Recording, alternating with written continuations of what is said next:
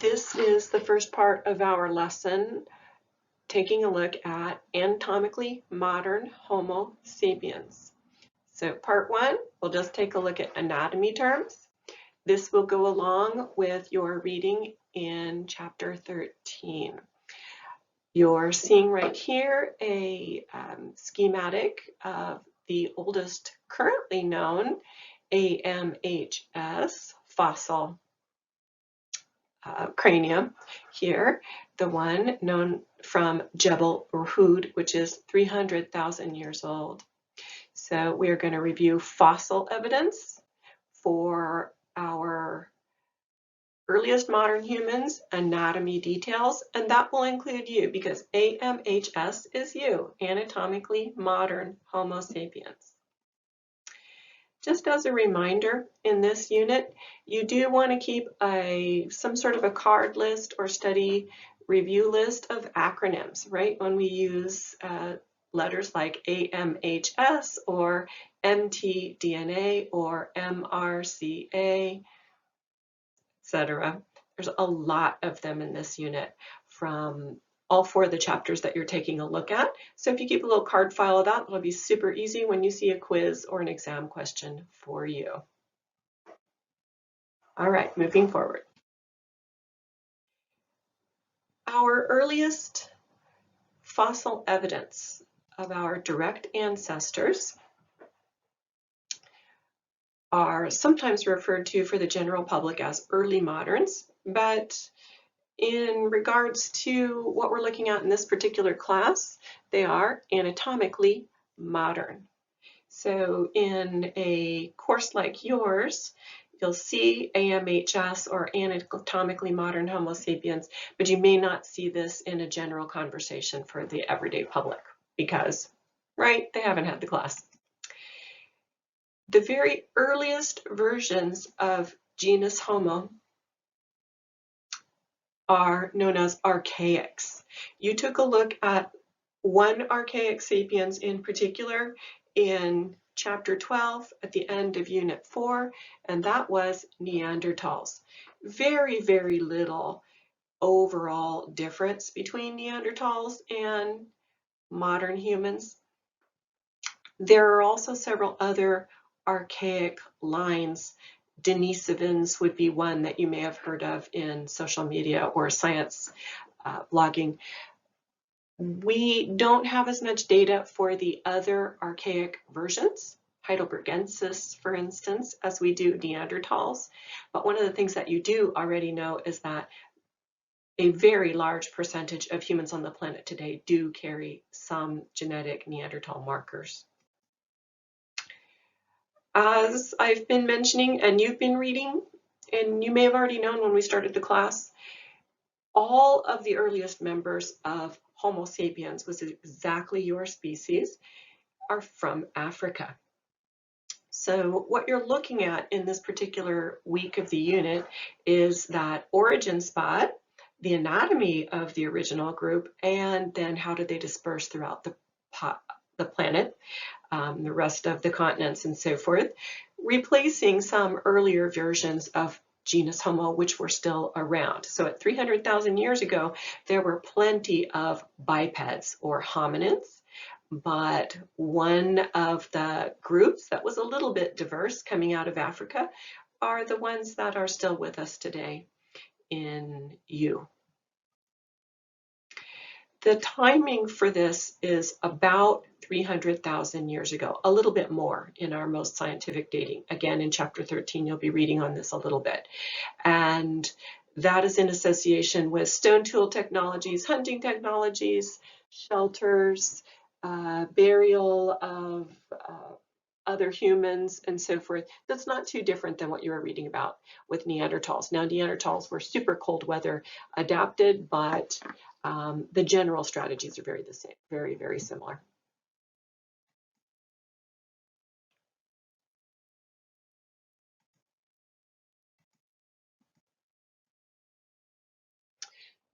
So overall, what is our relationship to Neanderthals? We don't come after Neanderthals. They are not evolving directly to us. Neanderthals were already present on the landscape because they are probably descendants of Homo erectus who moved into that particular part of the world sometime after 1,000,000 years ago. So they are contemporaries with our ancestors. Genetically speaking, they were able to mate. Boy, that's romantic, right? They were able to produce children with each other, and we know that because we can extract Neanderthal DNA from some of the youngest of the fossil remains. The youngest of the Neanderthal remains right now are right around 30,000 years ago. That's actually not too long ago in Earth time, and we can find those very specific markers in populations all over the world, except for populations that are in Africa and have never had any ancestors that were not native to Africa. So we know that Neanderthals were never in Africa. So diagnostics. When we're looking at diagnostics, right, like diagnosis, we're looking at data markers, right? We're looking at empirical data, same term from the very beginning of the course. What can we measure? What can we take a look at? So as you're reading 13, there are some general terms, and we're going to do a few more specifics here and throughout the next part of the lesson. So compared to Neanderthals, we were leggier, thinner boned, weaker, and a little bit taller, not a huge amount. So in general, they say that we had gracile or more delicate skeletons. You did learn about that in the last unit when you were looking at Neanderthals. Neanderthals were naturally massively more muscular, therefore stronger than modern humans. But again, they were in an Arctic climate. For AMHs, that's us, our skulls, and we're just using this as a generic right now, we're going to get more specific with that anatomy terms, are much more rounded. And our brow ridge, or supraorbital torus, is generally not as noticeable and almost completely absent in biofemales in AMHs. So that vocabulary term there is globular. We have a very globular head. If you're a sci-fi fiend like I am, I look at our skulls compared to ancestors, and we have really the Mars attacks look. We're really blown up like a balloon over the eyebrow area. Our species, AMHs, our specific timeline of our species, rarely has that protuberance or rounded back of the head at the occipital bone that Neanderthals had. And we have relatively very high foreheads, particularly in biofemales. Not every single one on the planet today, but most biofemales have a very vertical forehead that's a little bit rounder and projects right about at the hairline. Much smaller faces with thinner bones, therefore, right, the bone is a little bit more fragile, and a pointed chin. Now that part is brand new. None of your ancestors had a chin before us. So the arrow here is pointing right to that pointed or little chin shelf that's coming forward. Enough, that pointed chin did not increase any sort of function. It just appears to be accidental. Okay, so rounded skull cap, moving on. Rounded skull cap is a term that in anatomy is called a calvarium. Calvarium is singular, the plural is calvaria, so skull cap.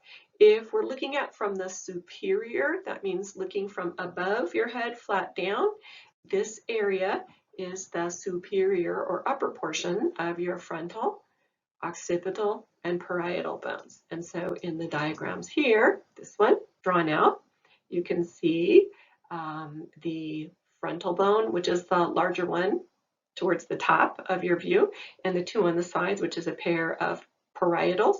If we tilt the view slightly, as in this horizontal or landscape view of natural bone here, you can see the very top towards the one end of the occipital bone. So this is a superior view of the calvarium, upper frontal, parietal, and occipital bones. In other words, it's the top or the lid of your brain box.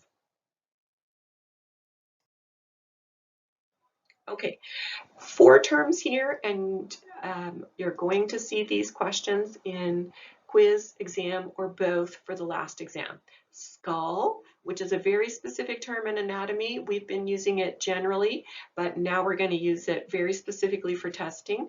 Cranium, calvarium, and collat. Okay, first skull and cranium. The skull is all of it. The skull is, in this photo that I took here in my office, is the mandible, which is your lower jaw, maxilla, upper jaw, facial bones, and the brain box. So the skull is all of it together.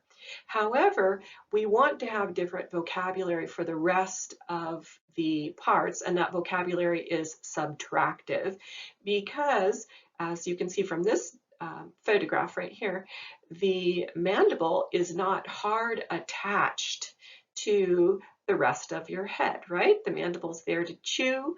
When the muscles, skin, and other attachment tissues decompose, the mandible falls off. That's why so many times in movies or for the general public, they'll open up a burial in a movie or a mummy box or something for a horror film and say that the person was buried alive or died screaming because the jawbone is open and laying on the chest. And that's because everything has decomposed and it just fell down that. That's the way that they all look once they don't have any tissue holding them in place. Cranium for us, cranium, is the skull minus the mandible. In other words, it's the facial bones and the vault, like you can see in this particular image here. So if the question is asking you, what is this a view of? This is a cranium. In other words, all the bones that you see attached here are together, held together with the type of joints that are called sutures, and you can see in this photo it's because it looks like sloppy stitching that holds them together, sort of knitted together. In an infant, these sutures are much, much wider, right? You learned that in Unit 3. In an adult, they're more fused together. So when there's no lower jaw or mandible, it's a cranium. Okay, keep going. There's 2 more. Calvarium. So calvarium is the brain box, essentially. So it's the vault part. And then the last term here, collat. So if the image is showing you just the brain box, including these, the bottom parts of it, right? So we've got, you can see the sphenoid here, the temporal here, and as it goes around towards the bottom, which is not in this particular view here, this is a calvarium. There are no facial bones here. There are no jaw bones there. The collat is nowadays used for this artificial cut. So here to the piece of this skull that's been sawn off so that students or other people studying this can see the inside of the area here where the brain is housed, then this we say is a collat. If it's in a sample like this, in order to get it back on and keep it there so that it doesn't break or fragment or damage another, they'll go ahead and put the little hinges on there. So that's a collat. So again, skull minus mandible is cranium. Then cranium minus facial bones is calvarium. And then the artificial cut across the calvarium is a collat.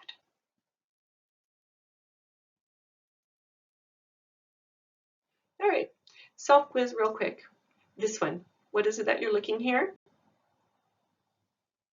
Is this a skull, cranium, calvarium, or collat? What do you see? You see the upper part of the brain box, right? See any facial bones? No. See any lower jaw? No. So this one is a calvarium. Okay.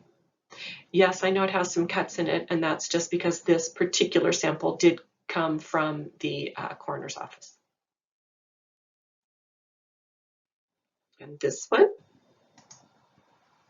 So the upper part, so you're looking right from the sky down. So this is the superior brain box, right?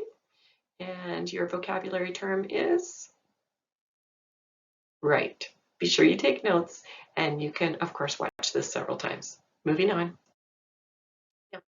Last little look here, we'll do a comparison. Again, just to cement these concepts together. So upper image here with the red arrows. Again, globular cranium, you can see here in AMHs or modern Homo sapiens, nice and rounded. The brain is not any bigger in modern humans. It's just oriented more to the front. In Neanderthals and other archaics, the brain is very large, but it's like in horizontal or landscape mode. You know what this looks like to me, and you might be able to remember it pretty easily. A globular head looks like a person wearing a football helmet. A archaic, less globular cranial feature towards the top looks like somebody wearing a bicycle helmet. So football helmet versus bicycle helmet from the ancestors. Now moving down, our brow ridge or supraorbital torus is much, much less. Many biomales still have it. It varies a little bit, but with ancestors, all of them, male and female, had a very noticeable one in the archaics and as well as in Homo erectus. And then moving down, what we see here in the mandible is for the first time this protruding or jutting shelf to the mandible. In your ancestors, it didn't exist, it just angled straight back. However, their jaws were very strong. No study so far indicates that this little jaw shelf provides any purpose. It just seems to be a mutation that has become established, and for sure today we find it sexually attractive or physically attractive, and so it's just one of those oddities that's here in our population. Looking down to the bottom again, the photograph of our entire skull here. The arrow goes from that chin shelf over here to the diagram. The only vocabulary word you need off this diagram is mental protuberance. That's the specific anatomy term for your chin. It's a mental protuberance. All right. So you may have encountered the term Cro-Magnon or Cro-Magnon, or sometimes in media, they'll say Cro-Mag, and that to the general public might sound like it's a separate species. However, Cro-Magnon is actually AMHs in Europe. So it's a term that's been around for a long time. So taking a look at this image of a fossil human here, what do you think? Is this AMHs or is this an archaic version? Ask yourself, is the widest part of the cranium above the ears or below? Does it look rounded and bulgy above the eyebrows? And in both cases, this one, yes, this is European. So this is an AMHs from Europe, or otherwise known as a Cro-Magnon. So practice real quickly. What's your anatomy term for the chin? It's the mental protuberance.